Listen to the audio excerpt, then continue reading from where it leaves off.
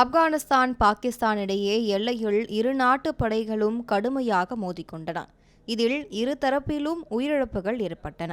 இதையடுத்து பேச்சுவார்த்தை நடைபெற்று 48 மணி நேரம் சண்டை நிறுத்த ஒப்புக்கொள்ளப்பட்டது. ஆனால் சண்டை நிறுத்த ஒப்பந்தத்தை மீறி பாகிஸ்தான் ஆப்கானிஸ்தான் எல்லைப் பகுதியில் பாகிஸ்தான் வான்வழி தாக்குதல் நடத்தியுள்ளது.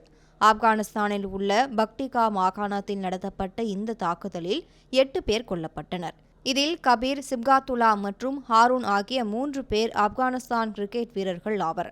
இந்த தகவலை உறுதிப்படுத்தியுள்ள ஆப்கானிஸ்தான் கிரிக்கெட் வாரியம், உர்கூனுக்கு திரும்பிய கிரிக்கெட் வீரர்களை குறிவைத்து இந்த தாக்குதல் நடத்தப்பட்டுள்ளது. பாகிஸ்தான் கோழைத்தனமான இந்த தாக்குதலை நடத்தியுள்ளது என்று தெரிவித்துள்ளது. முன்னதாக பாகிஸ்தான், இலங்கை, ஆப்கானிஸ்தான் ஆகிய 3 நாடுகள் பங்கேற்க இருந்த முத்தரப்பு தொடரில் இருந்து விலகுவதாக ஆப்கானிஸ்தான் கிரிக்கெட் வாரியம் அறிவித்தது. பாதிக்கப்பட்டவர்களுக்கு மரியாதை செலுத்தும் விதமாக பாகிஸ்தானுக்கு எதிரான போட்டியில் விளையாட மாட்டோம் என்று ஆப்கானிஸ்தான் கூறியிருந்தது.